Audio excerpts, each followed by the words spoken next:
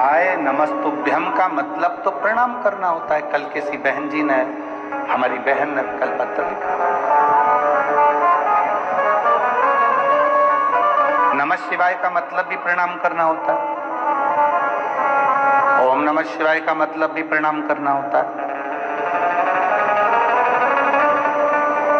तो श्री शिवाय नमस्तुभ्यम इस मंत्र का मतलब जब प्रणाम करना है तो प्रणाम करने पर शिव इतनी कृपा कर देते हैं, इतनी करुणा कर देते हैं, इतनी दया कर देते हैं।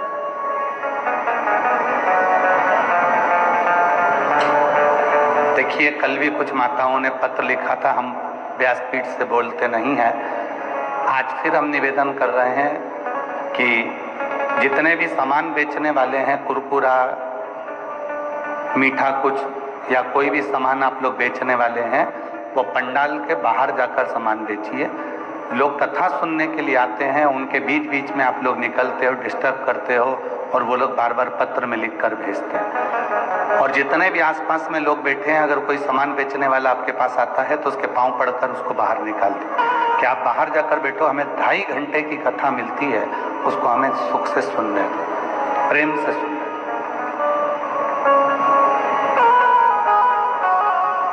शिव कथा कर रही है, भगवान शंकर का चरित्र कह रहा, शिव पुराण कह रही।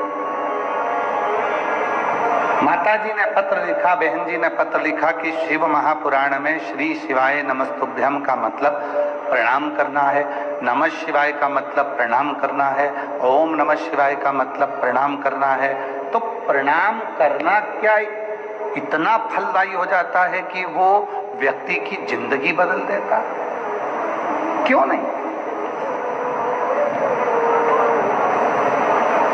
शिव कथा में भगवान शंकर पार्वती जी से कहते हैं, पार्वती प्रणाम परिणाम को बदल देता। किसी से झगड़ा हुआ, खूब लड़ाई हुई, झगड़ा हो गया, खूब झगड़ा हो गया। झगड़ा होने के बाद एक दूसरे को मारने के लिए खड़े हो गए और उतने में ही किसी दोनों के बीच में एक पार्टी अगर हाथ जोड़कर खड़ी हो जाए और प्रणाम कर ले तो दूसरे का हिम्मत नहीं है कि वो डंडा उठा ले, कि तलवार उठा ले। तुम प्रणाम करोगे और परिणाम बदल जाएगा, वो फिर लड़ाई, विवाद, क्लेश समाप्त होगा।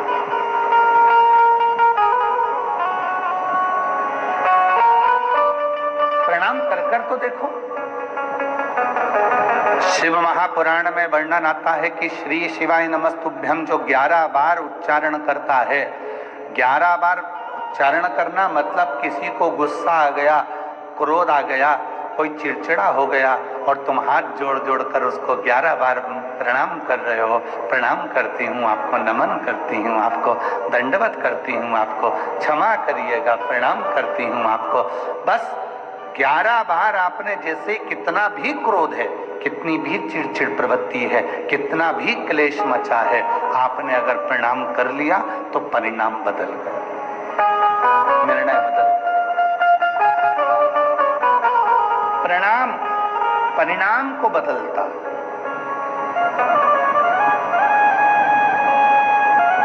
महादेव नमन चरणों में स्वीकार कीजिए, सबका किया है मेरा भी उद्धार कीजिए, उद्धार कीजिए।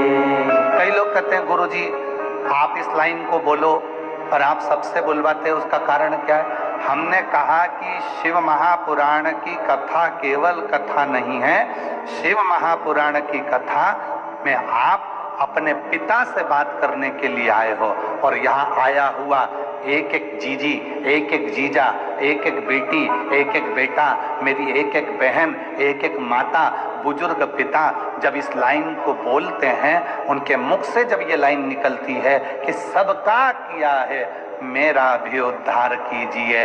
तो आपकी वाणी उस शिव को लगती है और शिव आप पर करुणा करना प्रारंभ कर देते हैं, आप पर कृपा करना प्रारंभ कर देते हैं। और महादेव नमन चरणों में स्वीकार कीजिए, सबका किया है मेरा भी उद्धार कीजिए, उद्धार कीजिए। हे त्रिपुंडधारी, हे त्रिशूलधारी, हे त्रिपुंडधारी, हे त्रिशूलधारी। भगवान परिणाम बदलने के लिए बैठे, हमको उत्तर नहीं देना। राम जी किसको मानते हैं? कौन से देवता है जिसकी पूजन राम जी करते हैं? उत्तर तो जल्दी से, शिव जी। भगवान कृष्ण किसकी पूजन करते हैं? शिव जी की। राम जी भगवान कृष्ण शंकर की पूजन कर रहे हैं, कृष्ण भगवान शंकर की पूजन कर रहे हैं। जब आप लोगों ने श्रीमद् भागवत कथा बहुत सुनी होगी, आपके क्षेत्र में होती भी रहती है, आप लोग जाते भी रहते हैं, टीवी पर भी सुनते रहते हैं। भागवत जी में आपने सुना होगा, शिशुपाल ने भगवान कृष्ण को गालियां दी, गाली पर गाली दी, एक गाली, दो गाली, तीन गाली, वो बकता गया, गाली पर गाली देता गया। और भगवान कृष्ण मुस्कुरा रहे थे। किसी ने भगवान कृष्ण से कहा, तुमको इतनी गालियां दी जा रही है, शिशुपाल तुमको गाली पर गाली दे रहा है और तुम मुस्कुरा रहे, कुछ बोल नहीं रहे। भगवान कृष्ण कहने लगे कि मैंने उपमन्यु के मुख से सुना है, शिव का भक्त पलटकर जवाब ना दे, उसका जवाब शिव देता है। शिव का भक्त पलटकर जवाब ना दे, उसका जवाब शिव देता है। तो भगवान कृष्ण कहते हैं, मैं शिव का भक्त हूं, मैं पलटकर जवाब नहीं दूंगा, जवाब तो महादेव देंगे। एक गाली हुई शिशुपाल की, दो गाली हुई, धीरे धीरे करते 80 गाली हो गई, 99 गाली हो गई, और आखिरी में 99 गाली पूरी होते से ही 100वीं गाली जैसी पूरी हुई और भगवान कृष्ण के हाथ में सुदर्शन चक्र आ गया। भगवान कृष्ण ने सुदर्शन चक्र को बुलाया नहीं था,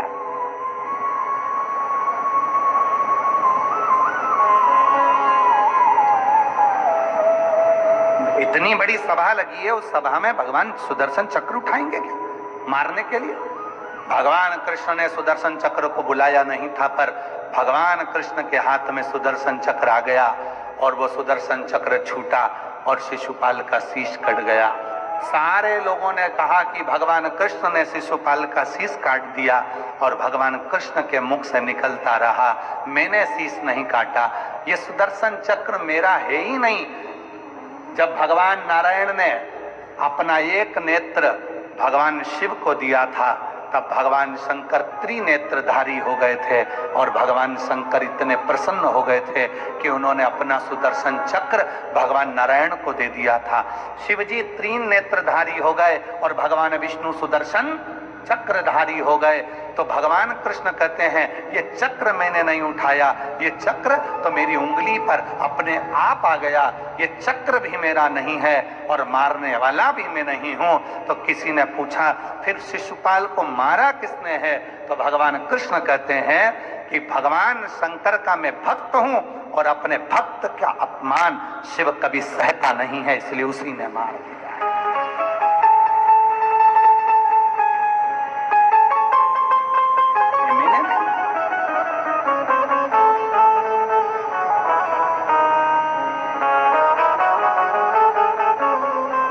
शिव का सच्चा जो भक्त होता है ना, वो जवाब देना नहीं जानता। हो गया।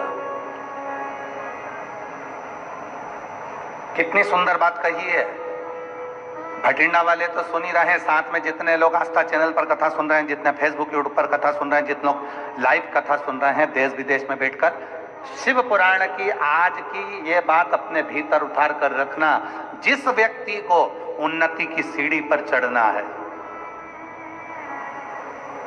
जिस व्यक्ति को आगे बढ़ना है, जिस व्यक्ति को खूब तरक्की करना है, उसको 3 चीजों का स्मरण रखना है। उसको 3 चीजें अपनी बुद्धि में रखना है। पहला, पीठ पीछे किसी की बुराई मत करो। क्यों? हम जब किसी के पीठ पीछे बुराई करते हैं तो हम कभी भी जिंदगी में उसके आगे नहीं निकल सकते, उसके पीछे ही रहते हैं। पीठ पीछे बुराई मत करो। 3 चीजें बताई गई है। अगर उन्नति की सीढ़ी पर चढ़ना है, आगे बढ़ना है, तो ये 3 चीजें अपने स्मरण में रखना। किसी की पीठ पीछे बुराई मत करो। हम किसी की पीठ पीछे बुराई करते हैं तो उसके पीछे ही रहते हैं, कभी जिंदगी में आगे नहीं बढ़ पाते। दूसरे नंबर पर, जो आपकी निंदा करे, जो आपकी बुराई करे, उसको गले लगाओ, चाय पिलाओ, नाश्ता कराओ, समोसा खिलाओ, मक्खन पराठा खिलाओ। क्यों? क्योंकि वो तुम्हारी बुराई करने वाला को तुम जब गले लगा कर रखोगे, वो बुराई करने वाला जब तुम्हारी बुराई करता रहेगा तो तुम उस बुराई को छांटकर अच्छे बनते चले जाओगे, और एक दिन इतने अच्छे बन जाओगे कि फिर बुराई करने के लिए तुम्हारे लिए कुछ बचेगा ही नहीं। तुम उस सीढ़ी तक पहुंच जाओ। तीसरे नंबर पर कहा, पहले नंबर पर पीठ पीछे बुराई मत करो। दूसरे नंबर पर बुराई करने वाला जो तुम्हारी निंदा कर रहा है, जो तुम्हारी चुगली कर रहा है, तुम्हारे लिए अपशब्द कर रहा है, तुमको गाली दे रहा है, तुमको आड़ा टेढ़ा बोल रहा है, उसको समोसा कचौड़ी जरूर खिलाओ, चाउमीन खिलाओ, नाश्ता खिलाओ, बघार खिलाओ, खूब पिज्जा खिलाओ, खूब प्रेम से लस्सी पिलाओ। क्योंकि ऐसा बुराई करने वाला, और हम नहीं कह रहे, ये पुराने शास्त्र भी कहते हैं, निंदक न्यारे राखिए आंगन कुटी छवाए, और बिन पानी बिन साबुन सब मेल धुल जाए। अर्थात जो निंदा करने वाला है उससे अपने हृदय से लगा कर रखना। कम से कम वो तुम्हारी निंदा कर कर तुम्हें साफ तो कर रहा है, तुम्हारे पाप को वो झेल तो रहा है। अगर निंदा करने वाला नहीं होगा तो तुम सब बीमार पड़ जाओगे। 2 माता ऐसी है, 2 जगत जननी ऐसी है कि दुनिया का कोई भी व्यक्ति कितना भी टोना कर दे, चाहे दुनिया का कोई भी व्यक्ति कितनी भी विद्या कर दे, चाहे दुनिया का कोई भी तांत्रिक, कोई विद्या करने वाला तुम्हारे ऊपर कितनी भी विद्या कर दे, 2 देवी ऐसी है जो उस टोना को, उस विद्या को पलट देती है। और यह हम नहीं कर रहे, देवी भागवत कर रही है। देवी भागवत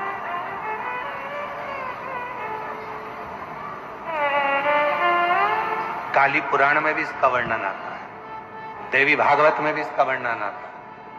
2 देवी ऐसी हैं जो कोई अपने ऊपर अगर विद्या कर रहा है और वो 2 देवी का स्मरण कर लिया जाए, उन 2 देवी का नाम लेकर मात्र शंकर के शिवलिंग के सामने जो अशोक सुंदरी वाली जगह होती है, वहां पर अगर इन 2 देवियों का नाम लेकर अगर जल चढ़ा दिया जाए तो किसी ने अगर विद्या करी भी होती है तो पलट जाती है। कोई कितना भी बड़ा तुम्हारे लिए तंत्र मंत्र कर रहा हो, वो तुरंत पलट जाता है, एक क्षण नहीं लगता और उनका नाम लेने से ही पलट जाता है।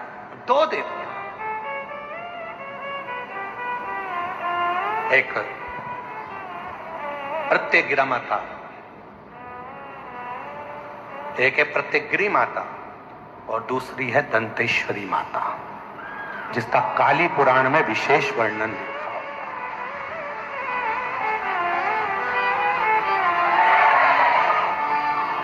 जिसका देवी भागवत में वर्णन आता है। और महाराज प्रत्यग्री माता का वर्णन स्वयं यहां तक, प्रत्यग्रा माता का वर्णन यहां तक अथर्व वेद में भी प्रत्यग्री माता का वर्णन और दंतेश्वरी माता का स्मरण यहां तक अथर्व वेद में भी वर्णित किया गया प्रत्यग्री माता का। काली पुराण में तो है देवी भागवत में भी है, भागवत में भी है। ये जो दो देवियां हैं, एक प्रत्येकगिरी माता और दूसरी जम के बोलो दंतेश्वरी माता। ये दो माता ऐसी हैं, अगर भगवान शंकर का ये शिवलिंग है, ये जलाधारी है, माता पार्वती जी का हस्तकमल, और यहां सामने एक मोटी सी लाइन होती है अशोक सुंदरी का स्थान, इधर गणेश जी, इधर कार्तिकेय जी।